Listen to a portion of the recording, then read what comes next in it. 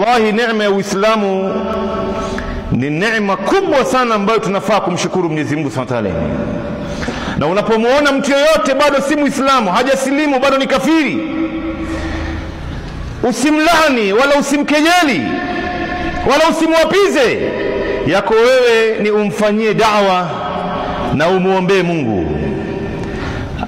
Umuombe Mungu na yeye vile vile apate kuiona nuru ya Uislamu, kwa sababu lao anafariki katika ukafiri wake, basi yeye hana chake mbele ya Mungu. Mwenyezi Mungu anasema inna dina inda Allahi alislam, dini mbele ya Mungu ni Uislamu. wa man yabtaghi ghayra alislam dinan falan yuqbala minhu wa huwa fil akhirati min alkhasirin. Yeyote ambaye atakayefuata dini, atakayefuata mfumo wa maisha isokuwa Uislamu, hatakubaliwa, na siku ya kiyama atakuwa miongoni mwa watu wenye hasara.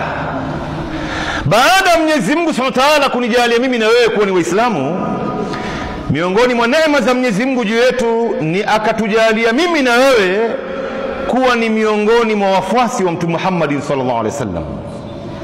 Tukawa tunazifuata sunna za bwana mtume, sunna zake bwana mtume. Wewe kuwa ni katika ahlus sunna wal jamaa, hii ni neema miongoni mwa neema. Hii ni neema miongoni mwa neema. Usiwe ni miongoni mwa watu ambao wanaofanya mambo ya bid'a au wanaozusha mambo ndani ya dini hii, watakuwa ndani ya hasara.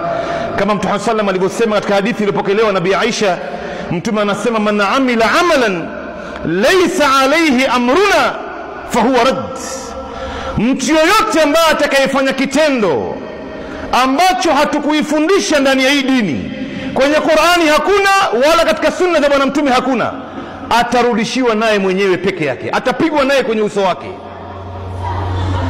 Yako wewe na mimi ni kuzifuata tu zile sunna za bwana mtume.